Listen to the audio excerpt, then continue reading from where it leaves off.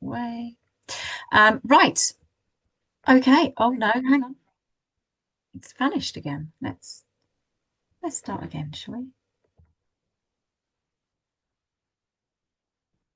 I think the recording of it, the recording statement threw me, I think. There we go. Right. You can see all of that, yeah? Yes. Perfect. It's always the tech. It's always the tech. Right. Welcome everybody to this evening's session. I'm going to be with you now until about 8 o'clock, and I'm going to be presenting to you all around the title, which looks quite large, but it kind of sums up really what we're going to be focusing on this evening. So when the world feels too much, really looking at understanding triggers and the neurodivergent stress response in the early years. So the majority of support that I'm asked to provide early years settings in the work that I do really does link across to the behaviors that we're seeing in our children, in our neurodivergent children, how we can understand those behaviors, how we can potentially minimize the impact of triggers that then result in those behaviors, and how we can best have kind of a range of tools in our toolbox to help us understand what's going on and how we can support our children going forward. So, as Damon mentioned, I have delivered a webinar for the Stronger Practice Hub before. So I am absolutely delighted to be back again. So apologies to those of you who have heard me speak before. I'm just going to give a very quick overview as to who I am, where I come from, and why I'm here, I guess. So I've been working within the early years and childcare sector for just over 30 years. I started out with my level 3, and as you can see there, I've done lots and lots of different things over the years of those of my career. But what I now do, I am the director owner of a Perion training, and I call myself a neurodiversity affirming trainer and consultant. So we're really honing in on what neurodiversity affirming is. It's about making sure that we understand that our children are different, but are different. Our children who are different, that doesn't equal deficit. There is not a problem with our children. Our children do not need to be fixed. We just need to understand them better and provide safe spaces where they are able to thrive. So I deliver keynotes and speak at conferences. And I also have a few nursery groups that I'm working with on a regular basis. I'm actually heading up to Birmingham tomorrow to be with one of them. And I'm there as a regular consultant, really looking at how we can embed neurodiversity affirming practice and really understand true neuro inclusion for our children and our families. Um, I have been lucky enough to win a couple of awards for the work that I do. I do have a podcast, and my first book was published earlier on this year, which did reach the number 8 in the Amazon bestseller list just before Christmas. I was hoping for the Christmas number 1, but it got knocked off. But we won't worry about that. So I will give you all of those details later on so you know where to find me, how to connect with me, and how you can maybe learn a little bit more from me. But I do what I do predominantly, yes, with those 30 years experience, but also because I have 2 amazing boys who are neurodivergent themselves. My eldest, who's a very tall one there, actually turned 18 yesterday. Freaking me right out that there is an extra adult in my house, and actually quite chuffed that we made it to his 18 years. And my youngest is 11, and we are in the midst of the wonderful Year 6 SATs. So that's delightful. My eldest son was diagnosed autistic when he was 6 years old, as well as sensory processing differences. And my youngest is dyslexic. And we are looking at the possibility of inattentive ADHD as well. Also high level anxiety, which tends to be around school. So I am that parent. I am that parent that wants to have conversations with teachers and will be sending emails all the time and wanting to make sure that my children are heard, understood, and that they get the support that they need so that they can reach their potential. And like I say, they just need to be understood. and not to be forced to fit into these little boxes that we know that certainly later on in education our children are needing to be placed into. I am the one fighting for, advocating for my children. So I very much have my lived experience as well as my professional experience within the work that I do. And as I said, that neurodiversity affirming practice, I'm a neurodiversity affirming trainer and consultant, but also a neurodiversity affirming mum. And we definitely look at developmental differences.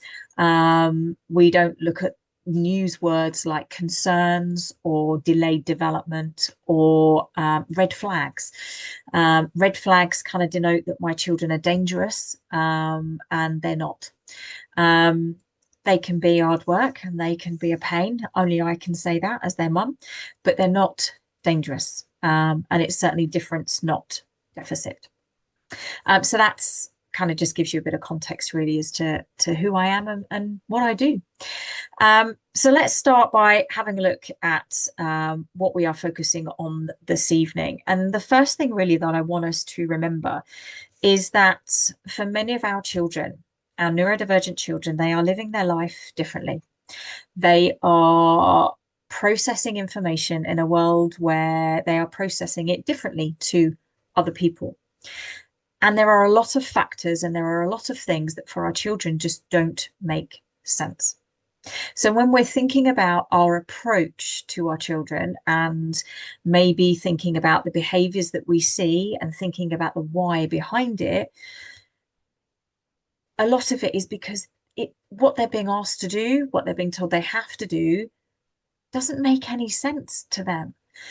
Just thinking about those social cues and those social clues, the social norms and the kind of the kind of rules and expectations that those neurotypical children just seem to get and just seem to understand and just seem to follow, they don't make any sense for our neurodivergent children. I'm playing with the blocks. I'm creating something that I've had in my head for a long time and I need to finish it. But you're asking me that I need to share these blocks with somebody. No, I don't understand why. I need to create this. I need to do this. That's my purpose. That's what I'm doing here. I don't understand why I've got to share it with somebody else. Or I don't understand why I've got to tidy up. Or I don't understand why when I need to go outside without my shoes on because it helps to ground me and it helps to regulate, it doesn't make sense that you're forcing me to wear shoes that feel uncomfortable, that feel tight, that are wrapped around socks with the seams that are irritating my skin. It doesn't make any sense to me. So a lot of what we're going to be having a look at this evening is just really starting to view our children through a different lens, and not a lens that says they can do what they want when they want because they've got these support needs, they've got these developmental differences. It's not what I'm saying. It's about understanding the why and also understanding that for our children, it's not that they won't do something, it's that they can't. And there is a difference.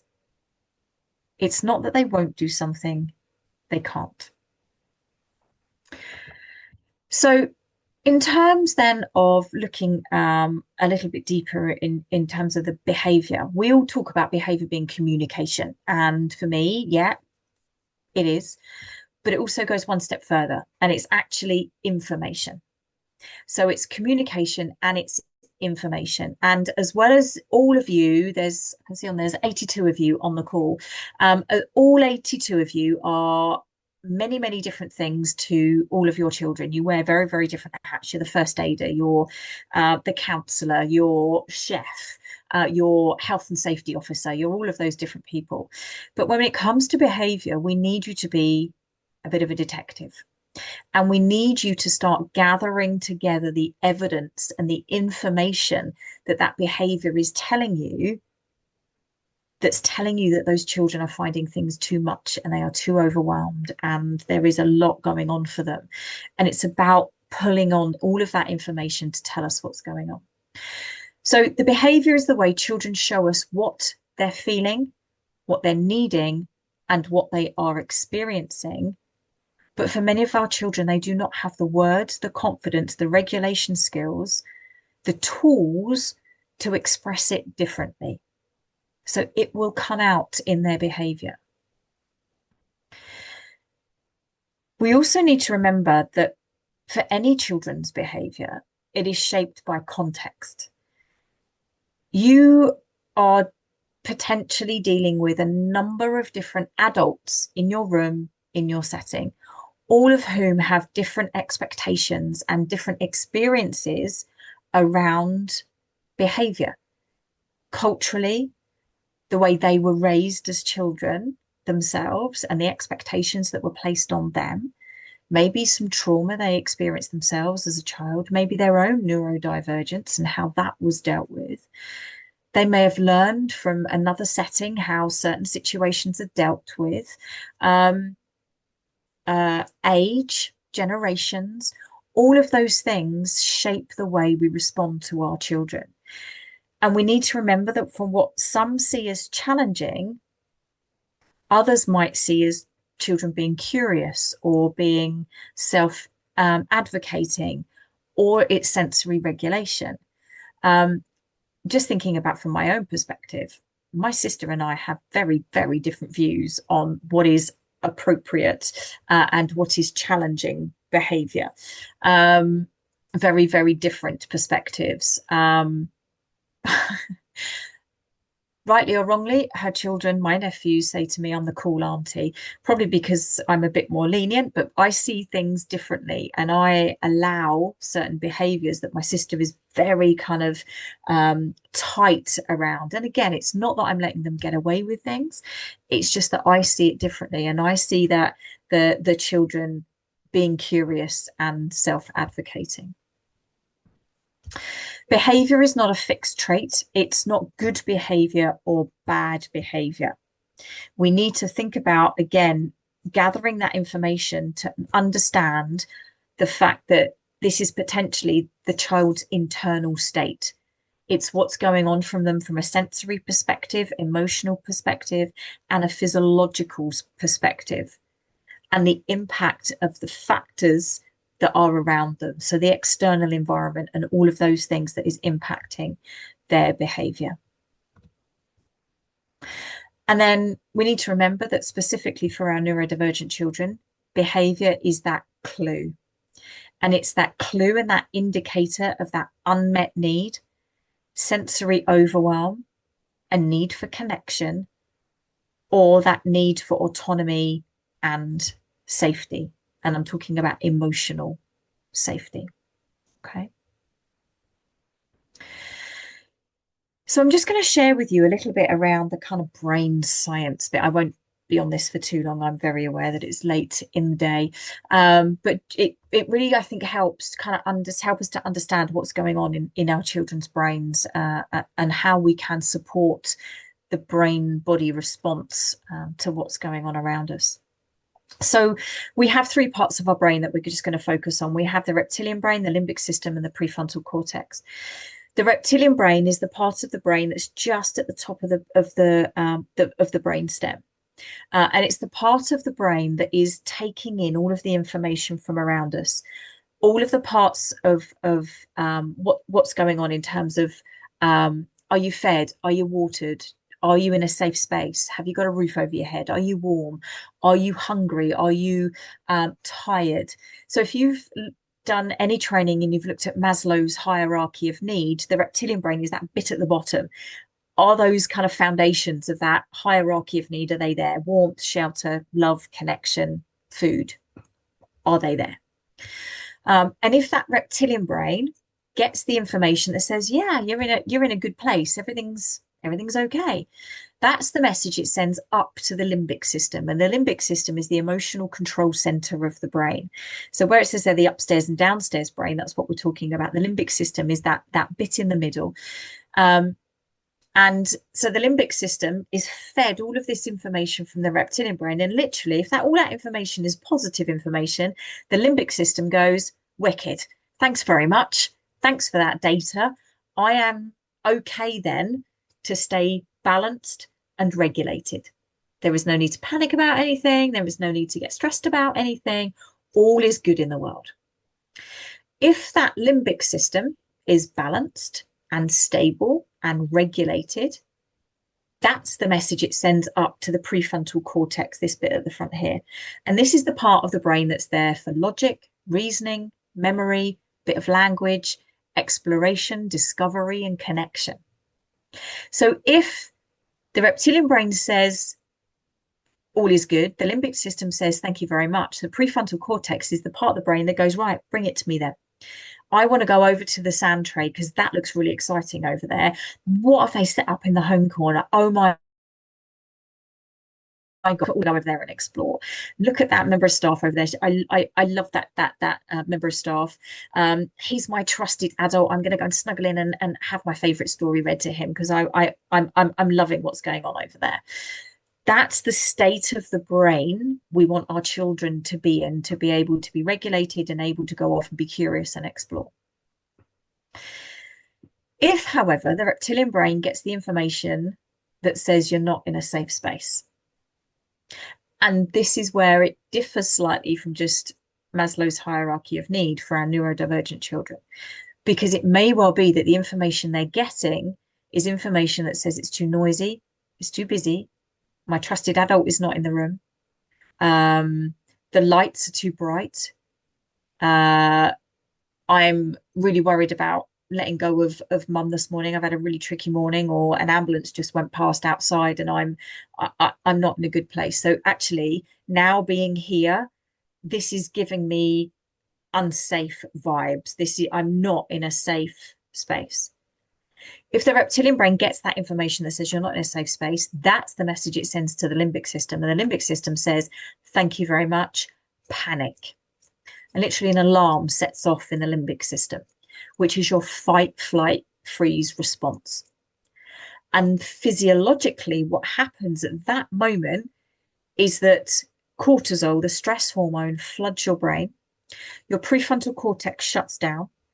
Your heart pumps faster so it can send fresh oxygenated blood to your major organs so that you can run away from the threat. Which was great back in the caveman day when you were out foraging for lunch and you saw a bear and you needed to escape from the bear to stay alive. Your brain cannot distinguish between a bear chasing you and the room is too bright and too noisy. Your brain does the same thing. And it's at that point your prefrontal cortex has no energy to it, no supply to it, no function. Because why do I need to connect with people? Why do I need to go and be curious and have conversations with people if my life is at risk? So in order for your children to be able to go to learn to stay regulated, that limbic system to stay balanced and regulated, we need to continually think about the information that their reptilian brain is being fed. Are they in a safe space? So therefore, the world doesn't feel too much. And we are reducing the impact of those triggers that we're referring to. Okay. So hopefully that you could picture what I was talking about, and that makes some element of sense. So what I would like you to do, just literally just make some notes. You don't have to put anything in the chat or anything. Just literally spend 1 minute just reflecting. Have you observed that limbic system take over? Have you observed the emotional control center of that brain becoming overwhelmed in one or more of your children? And I just want you to know, if you think, yeah, do you know what, actually, we saw that in Fred today. What did that look like? And think, actually, going back to needing to be a behavior detective, what information was I gathering at that point? What was Fred trying to tell me in that moment when that limbic system took over the prefrontal cortex? Just literally note a couple of things down.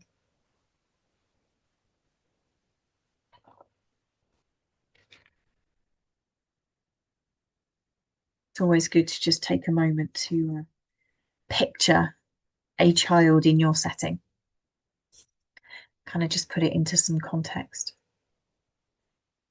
But it's really good when we're looking at the behaviors and when we're trying to understand what's going on for our children and how they are processing and navigating the world around them, to look and reflect on what is going on in the brain and what is that response to. So we need to remember that for our children, like I said, it's skill, not will, can't, not won't.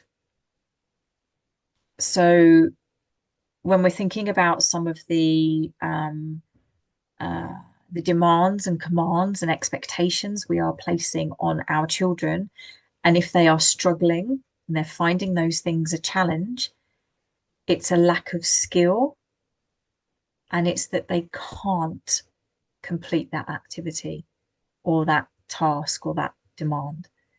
So it's thinking from your perspective then, okay, what barriers are they facing as to why they're unable to carry out that instruction or carry out that task or join in with that activity? What are the barriers and what can I do to break down that barrier? Ultimately, neurodiversity affirming practice is to ensure that our neurodivergent children experience the same level of success as their peers. And for a lot of our children, they are facing barriers to joining in with certain things. So what barriers do we need to break down so then our children can join in with those things? So for me, when it comes to the world feeling like it's too much, and we're thinking about what's triggering our children, for me, there are three things that our children are seeking when it comes to looking at and gathering information around their behavior. Our children are seeking all three or one of these three things in the behaviors that you are seeing. So again, think about your Fred, think about your child in your setting at the moment. That's where that child had that, had that limbic system takeover. Which of these three things was that child seeking? Were they seeking safety? Did they feel that they were unsafe? Did their brain and body go into that fight flight response? And they are seeking emotional safety from a perceived threat. Are they seeking connection? Is it that actually the reason that they bit another child is because they want to engage with that child but don't have the skills to be able to? Maybe they don't have the language, maybe they don't have um the skill set to be able to kind of integrate and infiltrate a kind of smaller friendship group. What about the child that runs over to another group of children who are building a tower and goes over and pushes it over? Are they seeking connection? Because that group of children are having a fantastic time. There is this laughter and excitement and anticipation at how high this tower can be built. And this child over here just watching wants to engage with them, wants to join in with them, but doesn't know how. So actually, if I go over and I knock it over, everyone's going to look at me and I can be there then in the group. So are they seeking connection? And remember, our response is that it's a lack of skill, not will, can't, not won't. So whilst we need to support that child in understanding that that maybe wasn't the right way to go about it, what we need to do is give that child the tools and the strategies to connect with people in a way that isn't going to get them upset or isn't going to wind them up, because there is this lack of skill. So we know then, okay, let's gather this information. We know that that might be what they're looking for, what they're seeking. What do they need from me? What barriers are they facing to joining in with that group of children without upsetting them? How can I support that child? So they're seeking safety, they're seeking connection. And the last one for me is seeking control. Again, it's that autonomy. And sometimes we still have this kind of thought that seeking control is manipulative or is a challenge or is a problem. And again, it's going back to thinking about when the world doesn't make any sense. For our children, that autonomy piece, that choice, everything in their world feels out of control. And they're trying to grab hold of as much as they can to take back that control. So if the rule and expectation is that they're not allowed to go outside without their shoes on, but the child wants to go outside without their shoes on, needs to go outside without their shoes on, but you've done a risk assessment and it's not safe for the child to go out without their shoes on, okay, we give some choice and we give some element of control back. So you've got to put something on your feet. Let's provide that child with different footwear that they can put on. They can choose what they want to put on as long as they put something on their feet. And I've done this multiple times. This seems to come up quite a bit. I've done this multiple times. And I had a picture sent over to me by the Senko of the child wearing a welly boot on one foot and a trampoline sock with the pads on the other foot. Does that matter? No. They've got something on their feet, but they've taken the control back by choosing what it is that they want to put their feet, but they're still following your rules and your expectations and keeping themselves safe.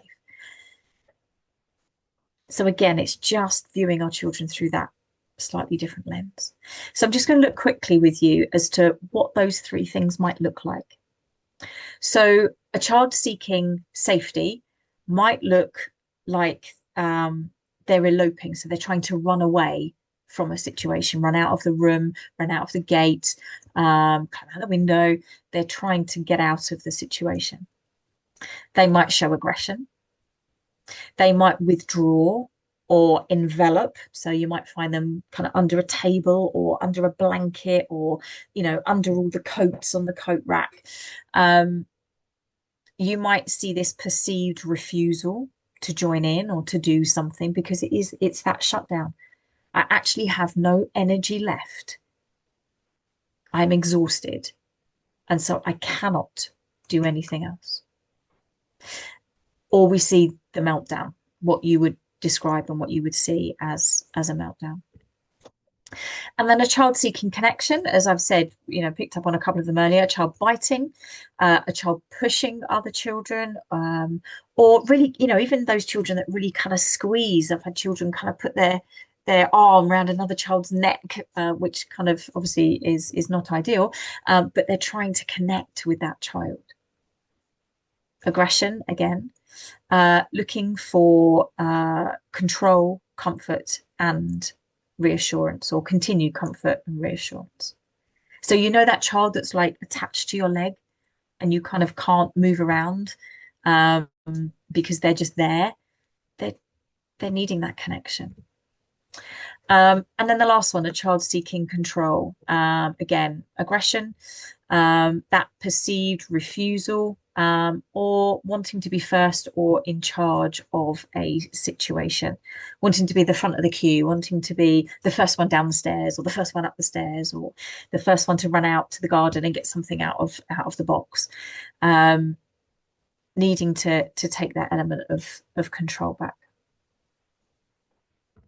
So I'm just going to tell you a quick story that looks at some of those things at play.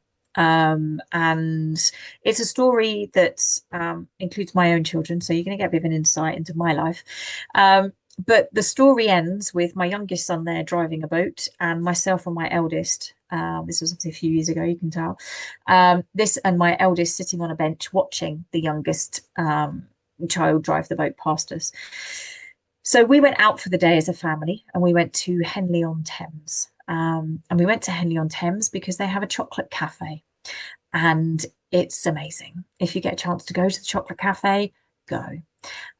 Just make sure it's not on a day before you turn up and get weighed for Weight Watchers or something, because it'll be screwed that week.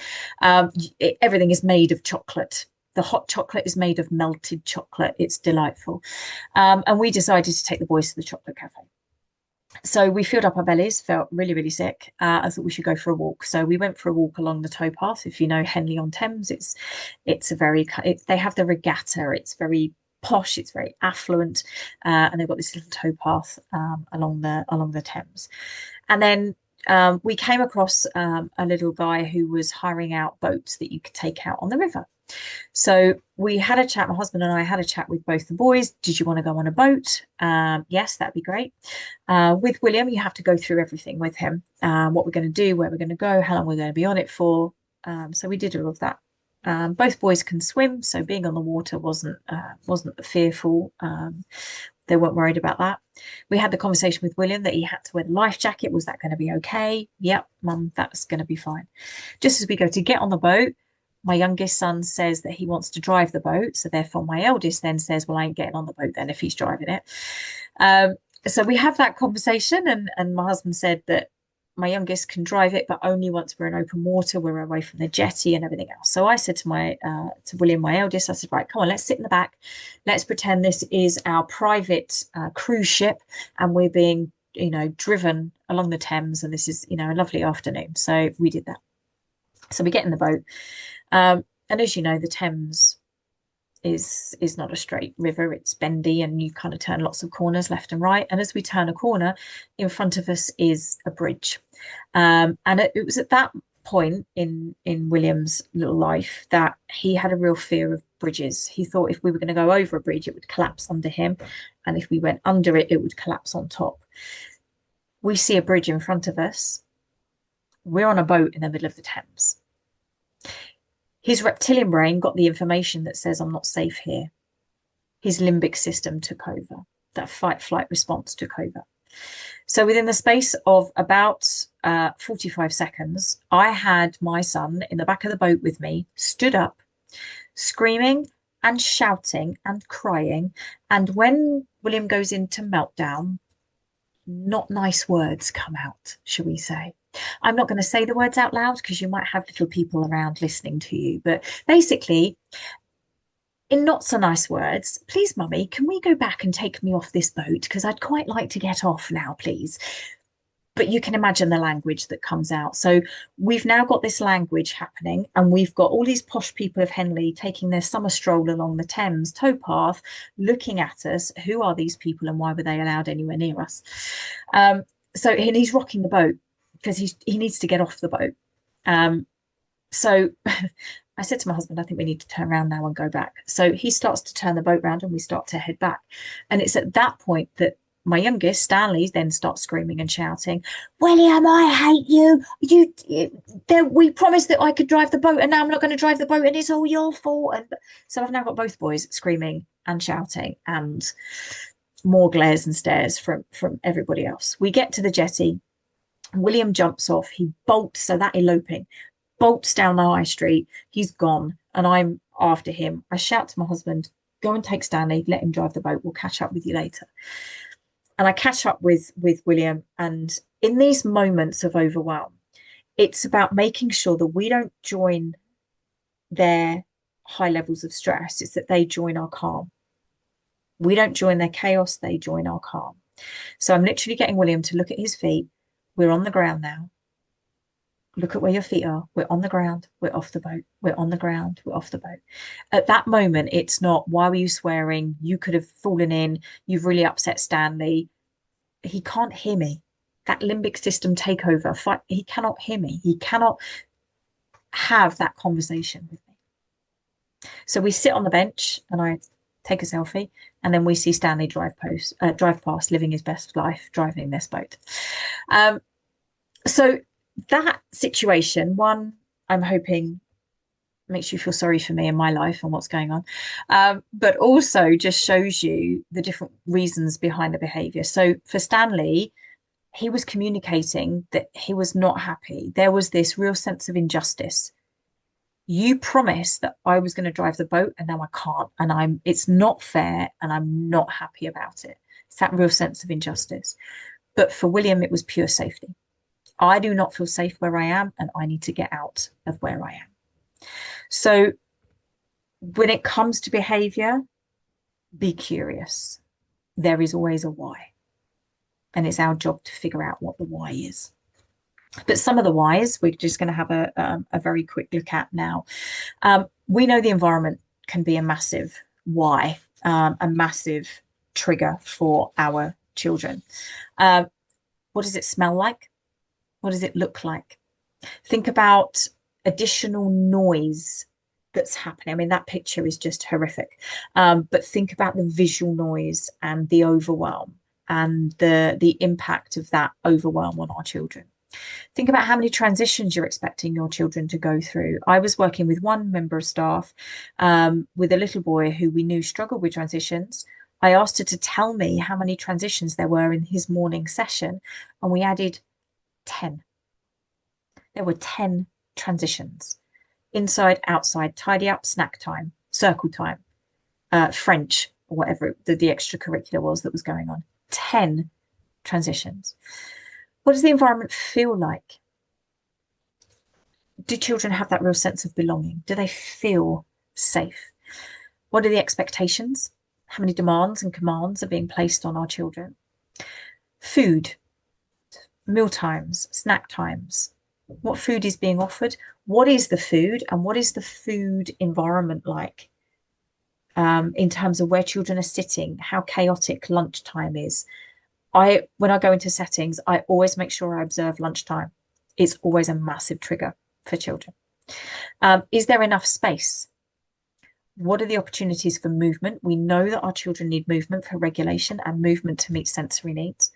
And what is the level of flexibility around things like circle times or tidying up or going outside with your shoes and socks on? What is that level of flexibility for children that are unable to join in with those things? We also need to remember the sensory side of things. And I think I touched on this on one of the other sessions, so I'm not going to go into it in a huge amount of detail, but we need to know that, yes, we have our 5 main sensory systems, but we actually have an additional 3. We need to understand the vestibular system, interoception and proprioception. 95% of our neurodivergent children have sensory processing differences, and our children will be seeking sensory input or avoiding sensory input, and it could be linked to their vestibular system, interoception and proprioception, as well as those first 5 main sensory systems. So we really need to make sure that we are fully aware of those 8 sensory systems and the impact of their sensory needs and sensory processing differences on our neurodivergent children. Then there's something called the prediction predicament that I like to call it. And this is around children where they are expecting and predicting one thing to happen, and you as the adult are predicting and expecting something very different to happen. And when we have a difference in terms of predictions and expectations, that mismatch can be a trigger for our children. And again, the brain and body can go into that fight-flight response because what's happening is not what the child was expecting to happen. You were expecting to read a story once to a child. That child was expecting that story to be read 5 times. So when you finish at one, close the book and put it away, the expectation and prediction of what was going to happen differed. So if we do have children that love to have a story read to them over and over and over again, and normally you would be able to do it more often than not, but today is one of those days where once is all you're going to be able to do. But saying we can only read this once to a child who's not aware of cues, clues, and is expecting something else, and maybe cannot understand the instruction that they've been given, is still expecting that story to be read 5 or 6 times. So I've worked with children where we literally have laminated numbers 1, 2, 3, 4, 5. And we say with those laminated numbers, today we are going to read this 2 times. 2 times. And we read it once and we take away one of the numbers. And then we know we've got 1 left. And we read it the second time. And then it's finished. using simple, clear language, and we are reducing the impact of that predicament, what the child is expecting and what you are expecting in that situation. So before we react to a behavior, we need to pause and ask, what does this child think was going to happen? Because their response might make that perfect sense. Again, it's looking at that behavior. That behavior may be a absolutely correct response to the situation, because they were like Stanley, he was predicting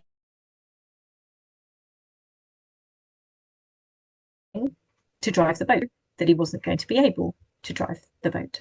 So hopefully that makes sense. Another one is demand overload, or cognitive overload.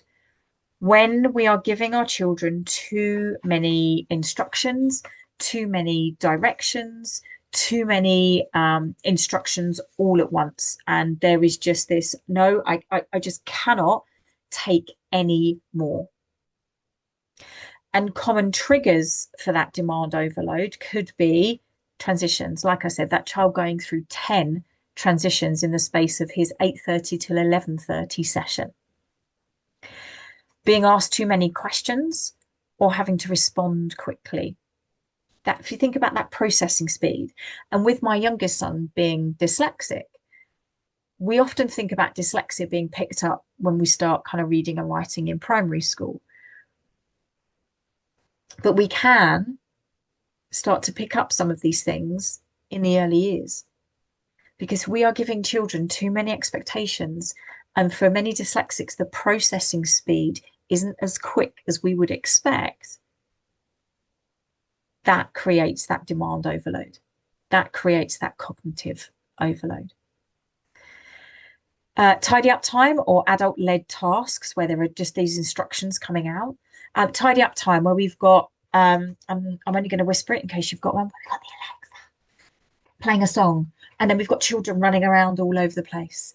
And then we've got adults coming in and out, because maybe it's the tidy up before lunchtime. So we've got staff coming in and out. We've got noises, voices being raised. We've now got all the children inside because they've all come in from being outside in the garden, because we all need to tidy up and get ready for lunchtime. Think about visual overwhelm, visual load. Those busy, noisy environments, and just feeling rushed and watched, and just feeling that pressure to perform. And again, these moments are not about refusal. They are your cues and your clues of gathering your data, gathering your evidence that their nervous system is overloaded, and they are responding the only way their brain and body knows how, with this need to get out of the situation that they are in. And then I want to talk to you about spoons. I don't know if you've heard of something called spoon theory, but it's something where we can relate a drawer full of spoons to energy levels. And if we think about 5 spoons in a drawer is a full spoon drawer, which means you've got all of your energy. So it could be that if you think about you and your day at work, you had a good night's sleep, you've woken up with your alarm, you only had to press snooze once. It's a nice sunny day outside, so you're going to get your morning walk in to work, maybe. You get a nice walk to work. You're going to kickstart your circadian rhythm. Your kind of your nervous system is going to be loving that vitamin D shot right at the beginning of the morning. The cafe that you get your coffee from in the morning hasn't got a big queue. You go right to the front, you get your coffee, and you arrive at work and nobody's called in sick. You're like, hey, excellent. I've got my full energy. My spoon drawer is full of my 5 spoons. But if something impacted you, you didn't have a really good night's sleep. Maybe you had an argument with your other half just before you left. Maybe like today, it's absolutely piddling down with rain and you've arrived with your coffee soaked. You've arrived at work with only 2 spoons in your drawer. You haven't got your full energy. So what you need to do is everything that you can to replace your spoons in your drawer to give you the energy levels you need to get through the day. The same applies to our children. Our children have different energy levels. And for our neurodivergent children, all those demands and that sensory overwhelm takes away a spoon. So we think our children are arriving at our setting first thing in the morning, ready to face the day, full of energy. Let's go, let's do it. Let's go in over here. Let's go and do that. Let's go and join in with this. When actually they've only arrived with one spoon because they had a really bad night's sleep. Their safe foods weren't, they'd run out of their safe foods for breakfast. Maybe they were rushing to the setting that morning because mum's or dad's alarm didn't go off that morning. So it's about understanding the amount of energy our children have at any given moment to be able to cope with the situation that they are in. So I often talk to staff in settings about the energy levels children are arriving with. And when we're doing that handover with parents, you need to know how much energy that child's got. So you need to know, right, okay, in order for that child to just get through this next hour, I've got to do what I need to do to refill their spoon drawer. It could be going in, sitting in a quiet place of escape with a trusted adult. It might be having their favorite story read to them once, twice, or three times, however many it might be. It might be going outside and doing some heavy work, doing some grounding, proprioceptive work. It might be having a glass of water. It might be having some breakfast, their safe foods. What is it they need to refill their spoon drawer? Hopefully that was helpful.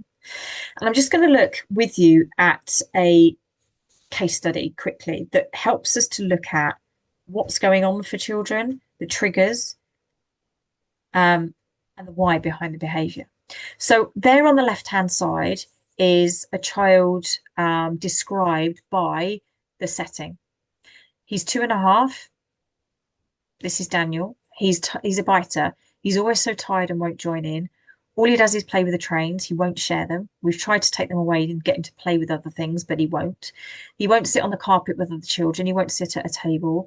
He won't follow the rules of keeping shoes on. He has no friends. We need to get him to connect with others. And he screams and refuses to help tidy up. So all of this is described to me by a member of staff in a setting. And when we're looking at the behaviors, when we're thinking about the triggers, we always need to look at it from the child's perspective. What is going on from that child? So what I'm now going to give you is Daniel's perspective. So we can maybe see the why behind the behavior. So I am Daniel. I am 2.5. So just have a look at the ones on the left and I'll read out the ones on the right. So I am non-speaking and use other ways to communicate how I feel, what I want and what I need. My mum says I'm not great at sleeping. I wake up for deep pressure hugs as they calm me and they settle me. I love trains. They are my favourite thing to hold and play with. They're familiar and they keep me calm. I don't like other children being too close to me. They frighten me. I like to take my shoes and socks off when I'm inside. It helps to ground me. I prefer to play by myself. Other children play differently to me. And I don't like it when things change. I feel safe when things are the same. Again, it's understanding what's going on from that child in that moment and what is the why behind the behavior. There's one other one here, but we're running out of time, so I'm just going to shuffle on to this. So many people ask about kind of resources and tools that can help when we're thinking about behavior and preventing or minimizing triggers and things like that. And many people are using the ABC forms, antecedent behavior consequence. Many people don't know what ABC stands for, let alone what the word antecedent stands for. So I have created something which many settings I see. I actually had a lady contact me yesterday who's an Ofsted inspector, and she noticed this form, my form, being used in a setting, and she wanted to know more about it because she thought it was amazing. I'm not saying Ofsted are this was just her and her viewpoint. That is not an Ofsted stamp of approval, by the way, just from her perspective. But for me, it's a neurodiversity affirming way of looking at behavior. And there is a free download available on my website of the trust form. I'll give you all those details later. But it helps us to highlight what's going on for a child, why they're doing it, helping us to understand it, and what do we need to do to support them. So it's trust, T, trigger. And it's looking at all the things that we've been looking at already. Environmental triggers, sensory triggers, the level of demands that are being placed on children, or transitions. R is response. How did the child respond to the trigger? What does dysregulation look like for them? What are you seeing? Are you seeing that child elope, bite, push, having a meltdown? What's going on? The U is understand the need. This is your detective hat. Why? Why did it happen? What is the unmet need? What are they trying to communicate to you?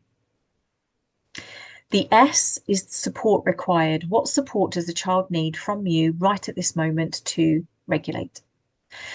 And then the final T for me is time to reflect. And this is the bit the ABC forms just don't give us the opportunity to do. What can you and the team do to reflect on, to remove the potential triggers? What support might the child need going forward? And what do the team need to know to support this child going forward? What's the trigger? What behavior are you seeing? Why are you seeing it? What support do they need? And let's look at how we can remove or minimize the impact of the trigger at least. So let's round up by thinking about, okay, what can we do then? What can we do to support our children? So we need to create this sense of safety for that brain, the reptilian brain. Because we know that when our children feel safe, that's the information, that's the messaging, the indicators that is being given to their nervous system that they can stay balanced and they can stay connected. So we need to reduce unnecessary demands, create predictability, and make sure that we are using a connection first approach with our children. So responding to our children, I talk about, once we know all of this stuff, for me, we're then able to respond to our children with a conscious response rather than an emotional reaction. By just taking a moment and looking at the why and be curious, we then approach that child with a conscious response rather than an emotional reaction. And by doing that, we support our children, we support their bodies and their brains to move out of that stress response into regulation, because we use that effective co-regulator approach through connection to remove the stress or the impact of the stress. And then a felt sense of safety allows children to trust their environment, connect with others, and engage more with the world around them. So how do we do that? So we do that through predictable routines and very gentle transitions. We make sure that you and your team are warm, connected, attuned adults with this conscious response. We remove the time pressures and that kind of hurry, we need to do this, we need to do this, we need to do this. Break down tasks into these really small, manageable chunks, so reduce the cognitive overload. Offer choices and that sense of control and autonomy for our children. Really look at your environment. Again, what does it smell like? What does it feel like? What does it sound like? And create that calm, sensory aware space. Value connection over compliance. And remember that that internal emotional safety is the foundation of everything that we need to do. So it's not about fixing the behavior. It's about helping a child's nervous system return to safety. And these are just some of the things that can help. Movement for regulation. Some children need stillness and quiet, and it's knowing what your children need and when they need it. physical connection, but also knowing the children that don't need physical connection and where actual physical connection can add to the overwhelm. So if your children need that physical connection, make sure that they have it. But it might be that you are just being alongside that child and using your rhythm of breathing to connect with that child, to bring them back to that sense of calm, balance, and safety. Some children might need that deep pressure input. Think about your lighting, think about soft textures, think about places of escape, familiar routines or calming rituals. Make sure they have that safe person with them. And it's about being with someone. But if they want to be by themselves, making sure that they've still got that person really close by so they don't feel abandoned and they can connect with that person when they're ready to. So remembering that lots of what we're seeing in our children is not a choice, it's protection in that safety response. And it's not a problem, it's signals that our children are giving us. And then just remembering that if we build safe spaces for our neurodivergent children, we create a great space for every child. This is not about doing things differently for our neurodivergent children. If we create this space for our neurodivergent children, you will create an amazing space for every child. And I always end with this because I think it's something that we all need to remember in the kind of day-to-day tasks and overwhelm ourselves in the job that we're in. Every single one of you on here can be the difference to children and families. If we value neurodiversity, meet them where they are, validate their uniqueness and all of that brings, collaborate with the child and the whole family and the whole team around them, you will create a more accepting world and you will change the lives of the children and families accessing your service or your provision. So this is me. This is where you can come and find me. I put lots and lots of other tips, strategies, suggestions, and things that I'm doing, events I'm speaking at, or podcasts that you can listen to. I put all of that up on my social media. So do come and find me over on Facebook and Instagram. I do have a podcast, not your typical podcast, if you want to have a listen into that. That's the front cover of my book. You can find that over on Amazon, if that's where you go to, or if you're not a fan of Amazon, you can go straight to Routledge, the publisher, and get it from there. And I did launch at the end of last year an online training course called Becoming Neurodiversity Affirming. There is 8 modules combining 8 hours of CPD. It's self-paced. You do it at your own pace, in your own time. You get lifetime access once you sign up to it.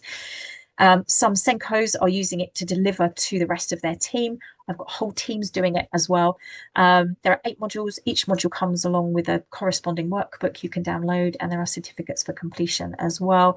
And everybody on the call today, if you pop send 20 into the code, you'll get 20% off if you want to access that. And there are loads of free downloads and things on my website. The trust form is on my website, so do go and take a look at that. So thank you very much. I'm done.